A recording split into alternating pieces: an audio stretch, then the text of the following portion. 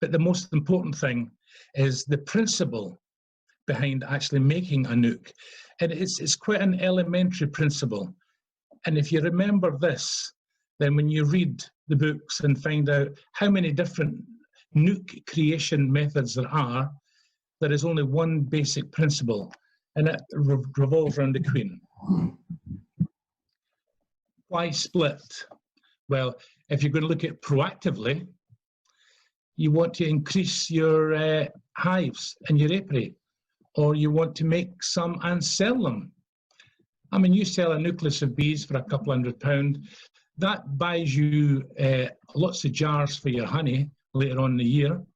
That just offsets some of the cost that you're going to have, because beekeeping is not profitable, as we all know.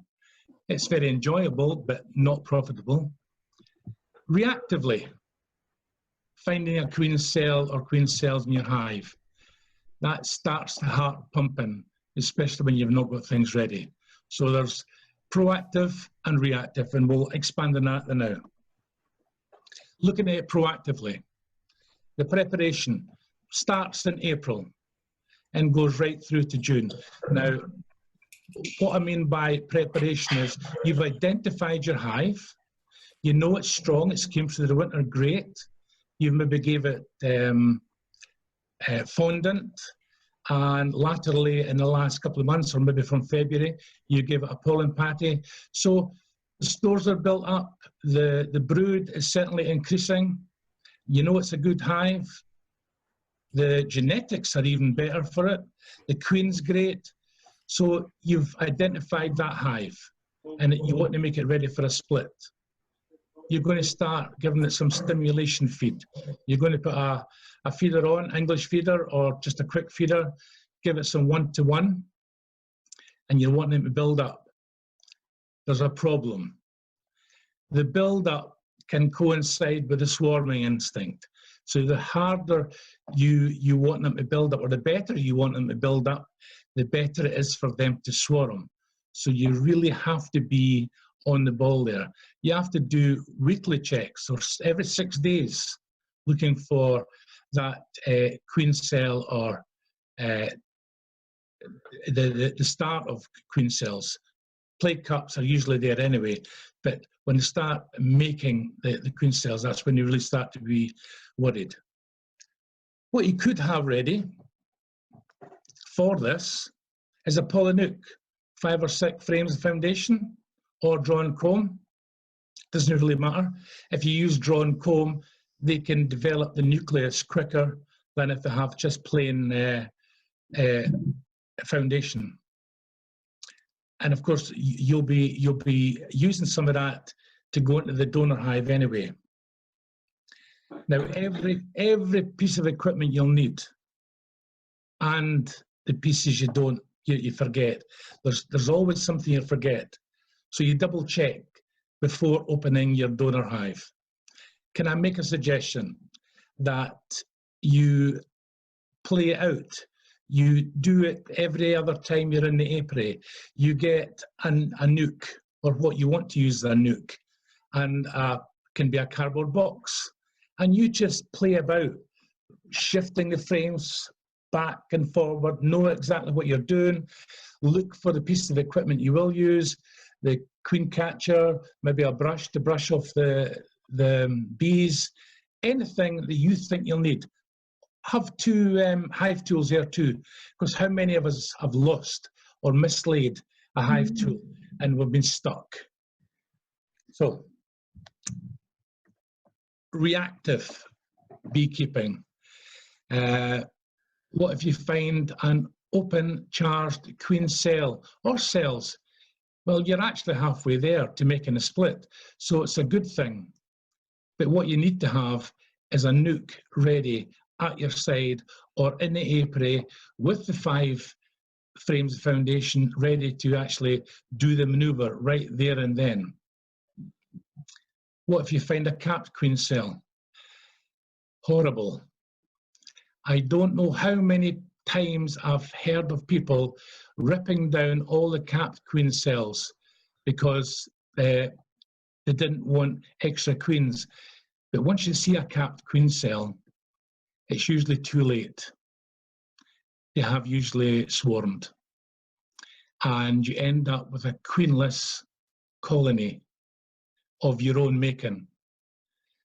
The only way you can get yourself out of that is a week or so later, you place a frame of eggs in, and hopefully they will start drawing out queen cells. And if they don't draw out queen cells, you know there's been a queen still there. So be careful when you're knocking back all the queen cells. Ask yourself too, why is there a capped queen cell there? Is it a supersedure cell? Is it an emergency cell? Is it a swarm cell? If none of you know the differences between them, take 10 minutes to look it up. Ask the internet. They've got numerous pictures there showing you roughly what these, or where you'd find these queen cells. And again, number 3, again, having prepared the NUC, keep it close at hand. I would suggest, if you do have spare equipment, just leave it to the side of you and at the side of your apiary, just for that eventuality.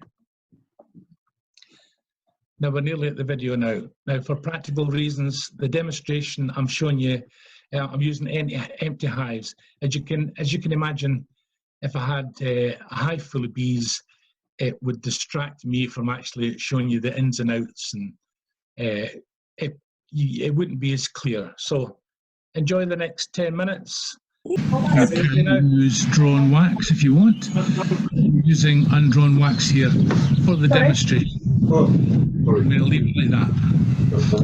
What we have here is a Smith hive. It's full.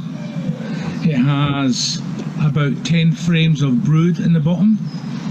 We have a super slowly getting filled up with springtime stores. I'm going to secure her in my pocket, keep her nice and warm, out the road, and reintroduce her later on once I've made up this. So, full of bees. Super, absolutely brimming with bees, with young bees, as you would find in a super. Well, that's an assortment, really, but the majority of them are young bees. I'm going to take this off, lay it down at the side, and take this queen excluder off. Now I'm going to delve through this box. Now, I know I'm going to replace some of these frames in here sometime. So initially, I'm going to start with this side. I will take the frame out. If this is stores, then great. What I'll do is replace that. Because in here, I want one stores here, another stores at the end. I want one frame of pollen, and possibly stores, and maybe brood. Certainly one frame of eggs, and one frame of brood and eggs. Hopefully. So I'll take them out, ready for the replacement. Again, I'm looking through this quite diligently, looking for what I need. I'm looking for the queen initially, but I wouldn't find the queen as early as this. Hopefully not. But you have to look very carefully in amongst the bees. What I find here is this is covered in stores also. I'm actually going to put that in this section. So I've got my 2 stores here. That's nearly there. Only 3 frames to go in this. I pick the next frame up. Check for the queen, no queen. Next frame, always double check. No queen, over and under. I'm getting near the centre of the brood nest now, and lo and behold, I find the queen. I get my queen catcher, lovely little queen catcher. I find her, I trail her, I lay very gently down, make sure I don't catch her, and I turn the handle the queen in here. She's secure, and I need her to go somewhere warm. My pocket. Perfectly okay in there. Now I know this is queenless. I'm more than happy. I check. There are some eggs, there are some brood in this, but there may be better here. I'm getting near the centre of the nest. Yes, I see lots of brood in this. I'm going to use this as a brood frame. I come here, I examine, and I find, yes, there are some brood here, but there is many eggs also, and many eggs on this side. I'm going to place that in there. I never knocked the bees off. The bees are still there. I know the queen isn't there, the queen is in my pocket. So I'm very happy with that. Now I'm going to look for cat brood. No cat brood, just some eggs. And we've got quite a lot of cat brood here. What I'm going to do now is put that in there. Now what I have here is 2 frames of stores. I have a frame of pollen, maybe some eggs, maybe some cat brood, but a lot of food, a lot of protein. A big frame of eggs and some cat brood and some eggs here. So I'm happy with this now. There isn't very much bees in it. There isn't very many nurse bees in it. So I need to fill this up. If you notice, the entrance is closed. These bees are in a state of excitement, and now the queen isn't there. They're wondering what's happening. Some are escaping.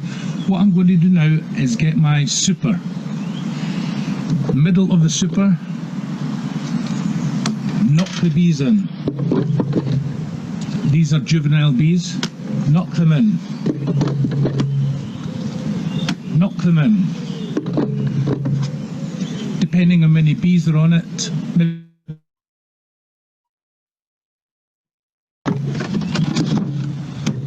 Close them up. In here now, 2 frames of stores, 1 frame of pollen, and maybe some eggs or larvae. Definitely 1 good frame of eggs, maybe a few larvae and some cat brood, and 1 of cat brood. They're in here, they're contained in here now. The door is shut. That is a nucleus of bees. I would then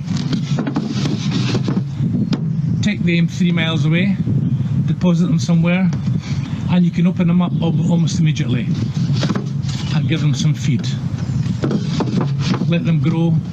Check after about 6 days for drawn queen cells, and you may have to knock some down because they may produce more than 4 or 5. So how many do you leave? That's the question. Now what we have here now is a split hive. We've got eggs and brood here, eggs and brood there. We need to consolidate everything. So what I'll do is bring everything together.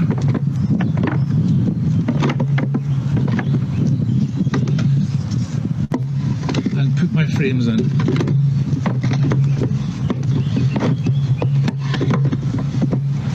Two on one side, 3 on the other side.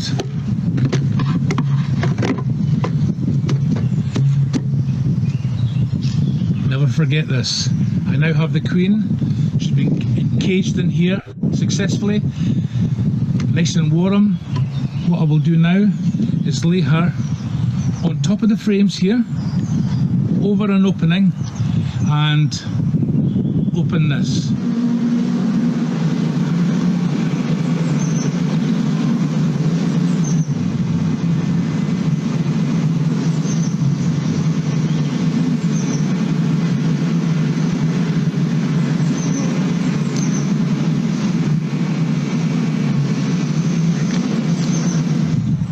So I put her here, I open her up, I watch her, she's very visible. I see her crawling down. I will double check. Absolutely first class. That goes back in my pocket for safekeeping. Queen excluder goes on. And these house bees go back on. Now, that's perfectly okay. That's queen right. There are 5 frames of new wax foundation put in there, and everything is okay. I'm more than happy with that.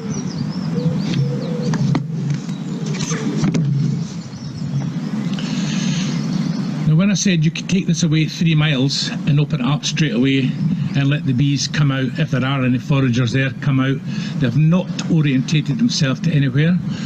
The brood will start hatching. They will orientate themselves to the where you've placed them in situ, and everything's okay after that. Now, if you've not got somewhere that's 3 miles away, or the use of another apiary where you can take them, what you can do is lift the whole box up. For here, for instance, you can take them, put them in the cottage, somewhere cool, obviously wrap them up, put a notice on it, do not touch. You can come back in 3 days and take them into the apiary and open up the box. They would have lost their homing instinct by then, and you have a NUC placed where you want it in the apiary. But there are other ways to do it. Right. Questions? What do you do if you don't find the queen? If you can't find the queen and you've went through it 2 or 3 times looking for the queen, what you can do is a shake.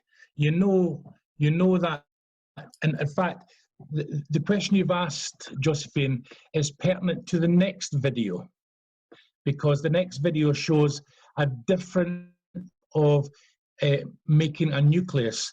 And if I remember correctly, it's the one I showed you, where you can actually shake all the bees in and swap the NUC and the hive around, and all the forager bees go into the new NUC. But, well, can we answer that question after this video? Yes. Thank you. Anybody else like to ask a question? There's Martin got his hand up. Oh, so is Morris. My question is quite a simple one, David. It was really just, you said that you're going to feed them. What would you feed your NUC with? Just 1-to-1.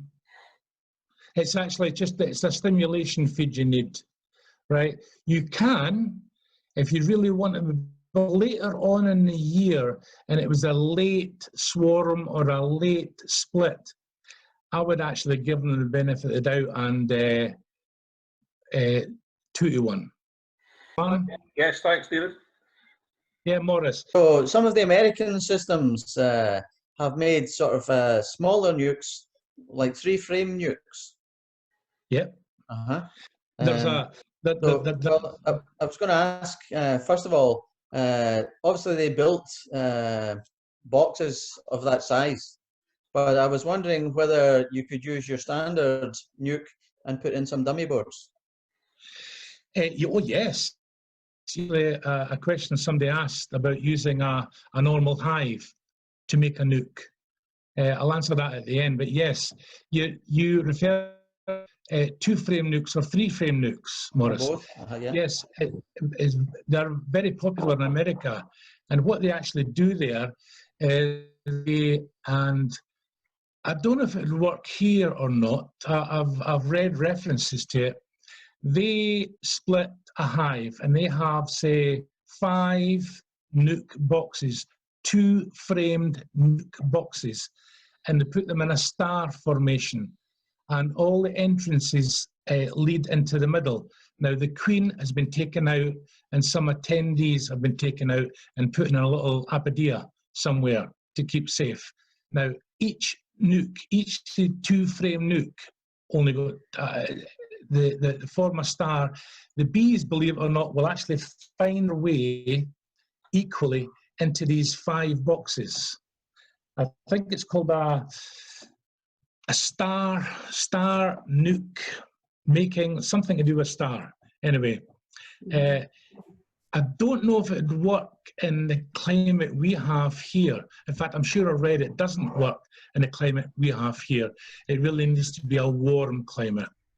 I didn't see any facility on the NUCs also for feeding, so I really don't know how it would work. But I do believe a few years ago in the apiary, Peter and Miriam made up they made up multiple nukes from one hive. But I think there was a wee problem, wasn't there, Miriam? There was. Yes. We forgot about taking away the queen. But So look, we had to run with the queen in a little box to a car and just put her in the car. does that answer your question, Maurice? Yes, just it was more whether you could pack it with dummy boards first and then expand it out, but Yeah. also, as you say, whether it would be warm enough to do it in this country. Well, some of the nukes that we have now are 5-frame nukes or 6-frame nukes. If you could actually take 2 poly nukes, and I think quite easily, if your brood box is jam packet full, as they say, you could find enough eggs, the larvae and cat brood to divide it to in between three hives, having your donor hive and 2 poly nukes quite easily. I would recommend you do that at the beginning of the year, so it has a good summer and autumn to progress. I think the 2 nukes would be overwintered nukes, because I don't think they develop into full-size nukes, but an overwintered nuke is quite an asset in April. Oh, sorry, Helen. Yes? Just talking about dummy boards, maybe not everybody's got dummy boards lying about. Is there a simple way of making a dummy board? Polystyrene. So how do you do it? Polystyrene. Polystyrene is absolutely fantastic for it. I never heard of a dummy board for the first 15 years of my beekeeping. And I used to use polystyrene. I would get something from the shops, especially, and I'm going back, MFI. Oh yeah. There always used to be. That's a blast from the past. Yeah, plenty of polystyrene there, about 1 inch thick. I would just actually trim it, and it would fit inside the hive, and it would be so tight, it would be great. And you could move it along just quite easily. Right. To expand as you're going on in the year. And so if you're actually expanding it along and moving it along, there's a gap between the polystyrene and the wall of the nuke. Do you pack that with anything? Well, you wouldn't pack it at all, but you'd make sure, are you using a nuke or a hive? Because you did send me a question about that. If you were using the hive as a nuke, you would make sure the entrance is blocked off at the empty site, obviously. So the bees got only access underneath the hive itself. Okay. And then it'll expand naturally. You'll just move it along as it's expanding. And once it gets to about 6 frames, you can open it all up to a full-size hive. Right. Okay. Thank you. Don't put a super on until you know there's plenty of food, or until the last frame on the outside of your 11 frames is at least drawn. That's the big mistake a lot of people make, is put a super on too early, thinking the bees are going to fill that up. Well, they may well fill it up, but leave the 2 or 3 frames either side of your hive empty, which is not a good thing going in the winter. Okay, thanks. I'm looking for hands. Oh, I see Claire's got her hand up. Yes, Claire. I think I might have missed that there. When do you say you need to move them from the polynuke into the normal hive? When it's full. Okay, so when they start like forming a beard on the outside. Well, no. If you know when the polynuke, if you've got a queen and you know it's mated, she's mated, and you know she's laying well, and she's covering maybe 3 frames in the polynuke, and say it's before June, you can transfer it straight away into a wooden hive, no problem at all, and just put your clear foundation at the end, so your nucleus is in the middle. If it doesn't develop well, right up to autumn, what you need to do is take out some of the ends and push everything up, and do what I said to Helen, is put your polystyrene down and contain it to a maybe 6, 7, or even 8 frame NUC to overwinter that, using the polystyrene as a separation. You're never going to get a dummy board that's going to fit exact, or I don't know of any dummy boards that fit exact to block off one side from the other. So you can expand or contract to suit yourself, but your hive will overwinter extremely well on 6 frames, 7 or 8, very well. Okay, thank you. What if you don't have a super on? Because you said you shake queens from the not queens, bees from the super in to have enough nurse bees. If you don't have a super, do you just use any bees, or which frames do you take the bees from? That will be in the next video. Oh, okay. that actually covers that scenario. The next video is what I would say. It's a simpler video. I know there's all these, you know, Pagdens, Demaries. There's 101 different ways, and some are really elaborate, and some are quite thought-provoking. They all end up with the same idea, but the Pagden and Demarie are standards. I think we should all learn these ones, and it's only when you become maybe a lazy beekeeper or or trying something different that you would do one of these splits that I do. You know, right, it's only 6 minutes long, nice and easy. Get your pen and paper to ask me questions at the end of it. Right, now we're doing another kind of split.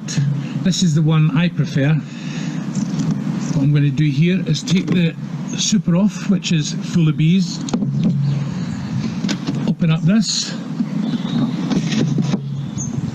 Now, I'm replacing some of these frames into here, so I'll empty this out, all but the dummy board. Now, I'm going to try and find the queen.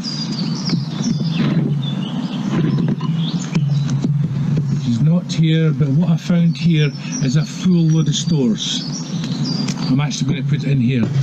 Again, like the other splits, you want in stores, possibly stores and pollen, a frame of brood with eggs, and a good frame of eggs.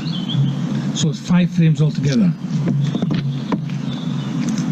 Here we have another frame of stores. I'm going to put that in there. As we go near the centre, I'm looking for the queen. Right, no queen. Put that here. And lo and behold, we have the queen here. I've got my queen catcher ready. I've got her. I've caged her. She's now in that cage. And she's in my pocket. She's safe there. Now what I need to do is check if I need any more. I've got a lot of brood in it. And this one's got lots of eggs and brood. It also has attendant bees with it. So I'm okay. I need one more, possibly with pollen. Yes, here's one. I've got pollen in it here. Now, I have some attendant bees in here. I don't have the queen in here. I have eggs. I have larvae. I have cat brood, 2 stores, and some pollen. Now I'm going to consolidate everything up here. Remember, I've got lots of bees out foraging. So all the new frames with undrawn foundation is going in here. I've consolidated up the nest quite a bit. I'm going to lift it off its stand. I'm putting this NUC with its end open.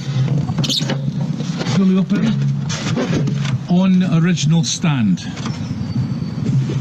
I'm taking the old hive, or the donor hive, which is there, it's there. All the foraging bees will come back to this hive and populate this hive. This hive has got some foraging bees that are in there. It's got plenty of nurse bees, so I'm more than happy.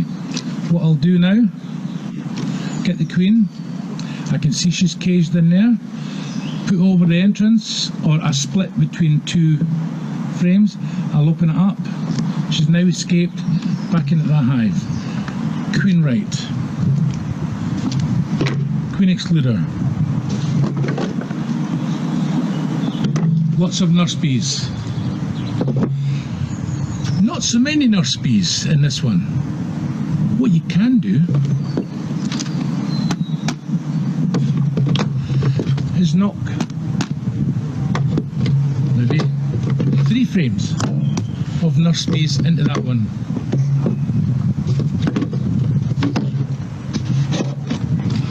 And cover it up.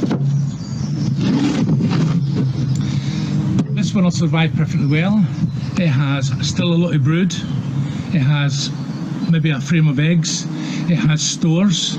It has many house bees upstairs and quite a lot of stores upstairs.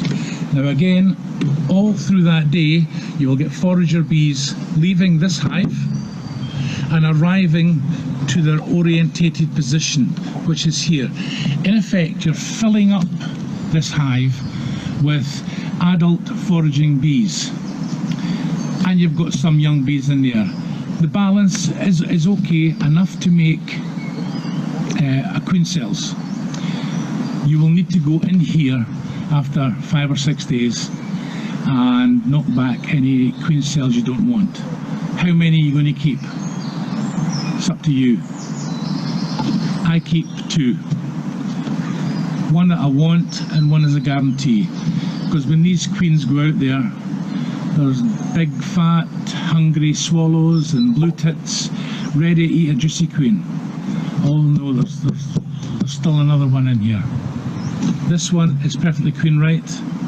It will build up. This one will build up. Just have to keep an eye on both of them. You may not get any honey off this year. You'll still have 2 strong hives next year. One you know it's a relative new queen. One you may want to requeen. Or if she's productive and you like the genetics, keep her and do the very same again next year. Right. Just the boxes side by side, David. How far apart should they be? Is there a sort of minimum distance need to be? No. On that last hive, your polynuc is in the original position, and you keep it there. Mm-hmm. The donor hive can be shifted anywhere you want. 2 feet, 10 feet, 10 miles. You just plug that entrance up at the end of the day, and you can take it where you want. It's as simple as that. Right? So why do the bees not go and find their queen's pheromone and go in there? Because, well, they do. All the ones that are flying, all the foraging bees that come out actually go back into the original site. The only bees that stay in the box are the nurse bees, and of course they will nurse bees, or the house bees will naturally age and they will start foraging the next again day, or they may have orientation flights starting from that day, and they will orientate themselves from the new position. Okay. So that they've lost the ones in the polynuc have lost the queen identity. They're actually busily making their own queen now. Okay. They're independents. Can I answer Josephine's question a little while ago? I'll come back to you now, Morris. Josephine, you asked if we need bees to populate the 2 hives, or we need nurse bees in both hives. If your hive is strong enough and you've got a fair mix of bees, and you can manage to catch the queen fairly well, when you transfer the frames across to your polynuc, you're actually going to bring across a lot of bees into that, a good mix of bees into that. As I said, the balance is not going to be, but bees are quite resilient and very adaptable, and they will work things out. Does that answer your question, Josephine? Yes, yeah, thank you. Just going to make a point to follow up after Helen's. One option you also have is that you can turn the donor hive entrance to the back once you've moved it. So that also reduces the chances of foragers drifting back into that. Yeah. Hi, Claire. Yes. What's the purpose of the dummy board? Why can't you just put in a 6 frame? You can, yes. It means putting 6 frames into the donor hive, right? So you're putting only 5 frames in and leaving 6 in the donor hive, or you could leave 5 in the donor hive and put 6 in the NUC. Well, the NUC, being the one it's developing, should have the least. And remember, it's got the 2 full frames of stores. Yeah. So it's 5 in one and 6 in the other. Yeah, that makes sense. Thank you. No problem. I like these questions. Morris has got his hand up. Okay. So if you're short of bees from the nuke that you're making, can you shake in bees from a mixture of other hives? You can. I'll talk about. I see your hands up, Helen. I'll come to you. No worries. I was talking to a gentleman last year about how do we stop fighting at the entrance of a hive? If we were shaking bees in, how do we stop this? Well, Morris and me had a discussion last year, or Morris and I had a discussion last year, and he read somewhere that letting sunlight into the hive would in some way stop bees from fighting. Am I right in you saying that, Morris? Yes, it was Brother Adam's book. Right. Reports that. Now, me and Morris had a little debate about it, and I'm going to throw this out to the audience here. Right, I can see the principle. I can see opening the hive up to sunlight, but I can also see that the hive would lose its identity, its natural smell. Although the queen pheromone would still be there and the queen would still be emitting it, the actual, if you know that the hive has an identity, and this is what the forager bees home in on, apart from landmarks and things like that, they're looking for their hive identity. By opening it up, or in Morris's case and Brother Adam's case, exposing it to light, I believe that a lot of this pheromone or the hive identity disappears. So when you shake other bees in, and which I've done many times from other hives, shaking them in and closing them up, there doesn't seem to be any fighting or that. The house bees will stay, but the foragers that have their homing instinct to another hive in the apiary will leave. But it'll leave a certain amount, a fair amount of bees inside the hive. So I would actually recommend is only taking bees from a super, any super you want, and any hive, and using the juvenile bees to throw inside a hive.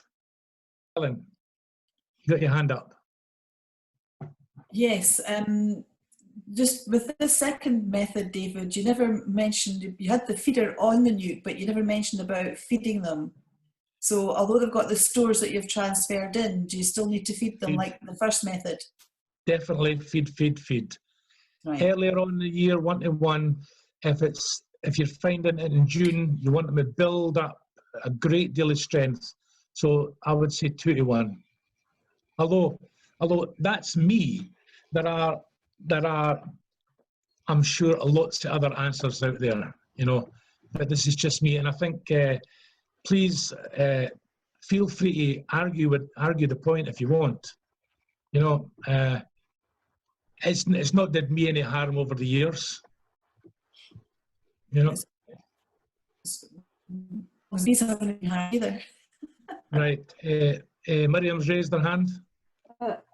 Yes, I just wanted to kind of follow up on what you said about bees fighting.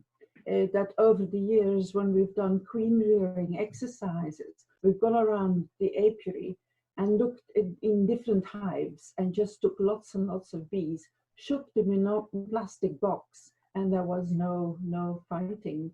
So, you know, perhaps it's the confusion as well of being thrown in with actually can answer that, Miriam.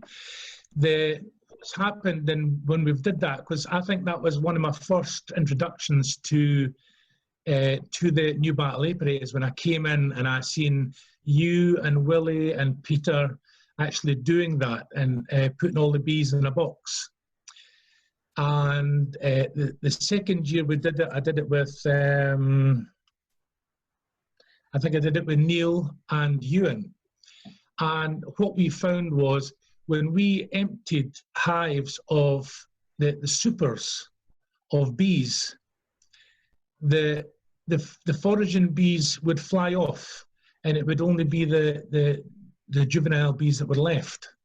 So, and they wouldn't fight. And because it was in a big plastic box rather than the time you did it with a big cardboard box, going back to what me and Maurice talked about, I think the hive odour or the individual odour of the bees was lost. So it become a communal smell rather than a hive odour. So they were quite amenable then.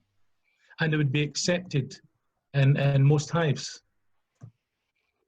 Yes, thank you. Just a thought. Ian's raised a hand. Yes, Ian.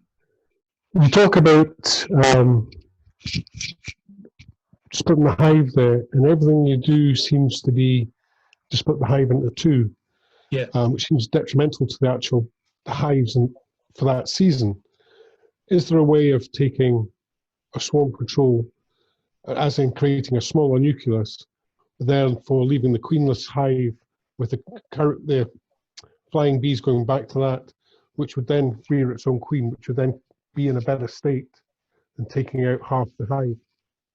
Well, yes, there is. If you find a capped queen cell, you can take that capped queen cell and maybe one frame of bees and make, somebody was talking about a 2-frame NUC somewhere, in a poly NUC just with the polystyrene right up, and be quite happy there, right? That would be quite happy. But why is your hive making queen cells?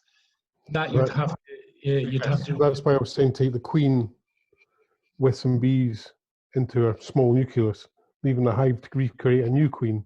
But it's in quite a good, strong position already. Then that's great. But if you're taking the queen out your hive and leaving what inside your hive? Everything else, bar a couple of frames. Right. So you're taking the queen with a couple of frames? Yes. Right. But what are you leaving in your donor hive? Well, the queen cell and that you've already found, and right. All the other bees. Right. You can imagine that donor hive is quite a productive hive. And if you're taking a queen out of there, now she's going to take so many days to develop, get capped, hatch, mature, go out, get mated, come back, and then start laying within a few days. You've actually lost 3 weeks there. You've lost 3 weeks of bee production because you've not got the larvae. You've lost 3 weeks of larvae there, potentially thousands of bees. So would you really want to do that? But you've lost that. Either way you do it, you've done that. If you keep the queen in the donor hive, well, you've got to take enough to make it think it's to stop it swarming again? How do you mean? Sorry. Well, if you just leave the queen in there and take out just the nucleus, you're pretty much not really taking very much out of it. So it's just going to think very quickly that it's going to swarm again.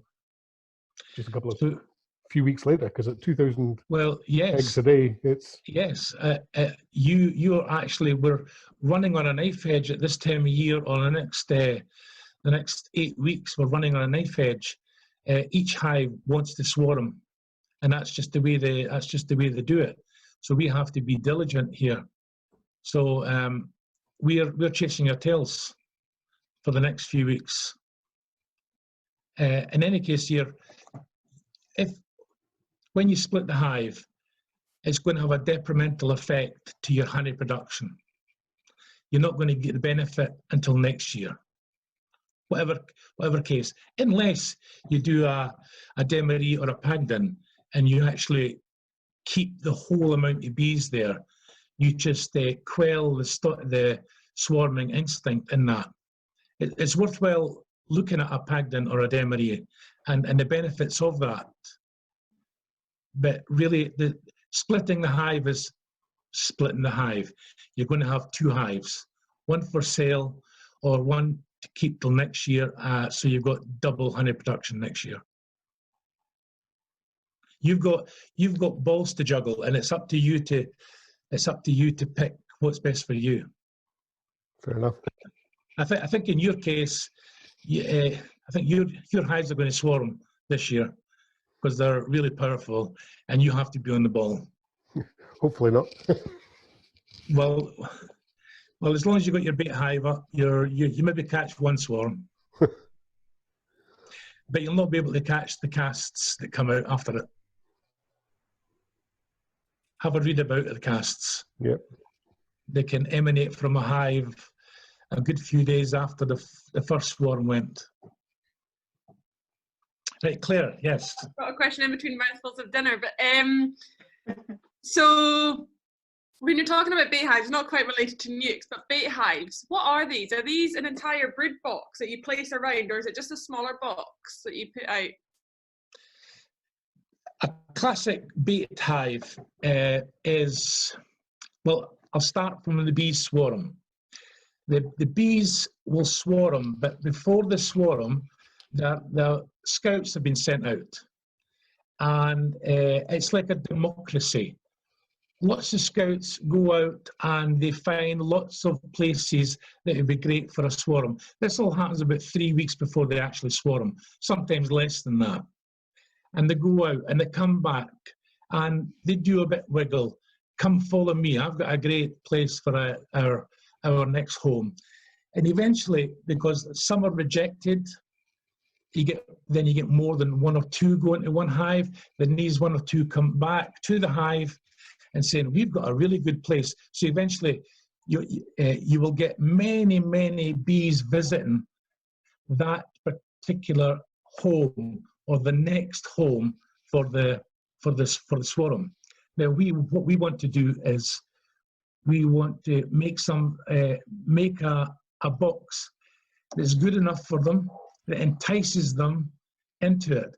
And the thoughts are these days that the free space inside the box that you make must be 40 litres in size, no less than 40 litres.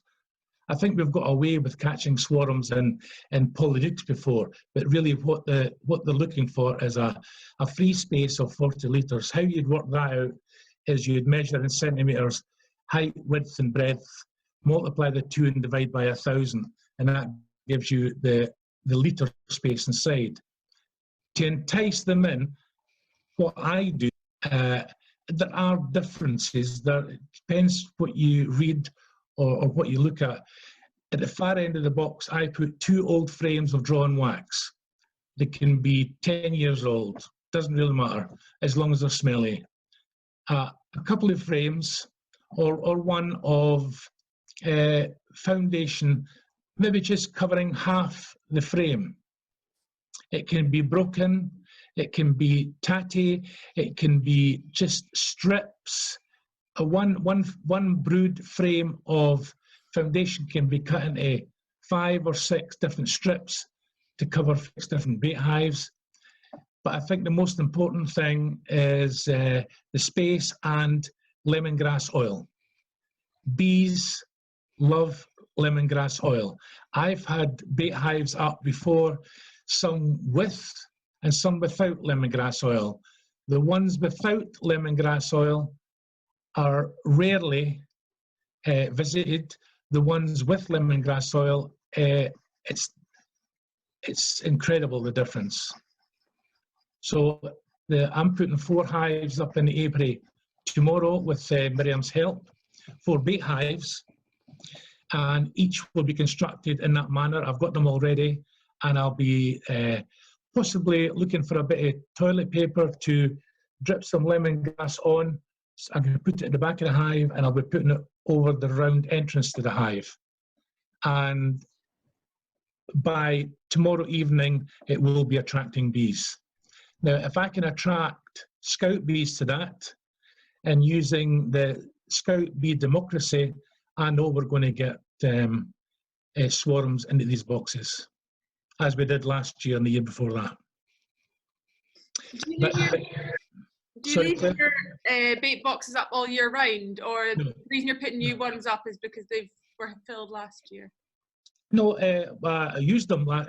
We were successful with them last year, but as soon as the swarm season's over, just took them down. Actually, I didn't take one down last year because it was just too high for me. I couldn't find a pair of ladders. And when I came back my holiday in August, lo and behold, it was full of bees.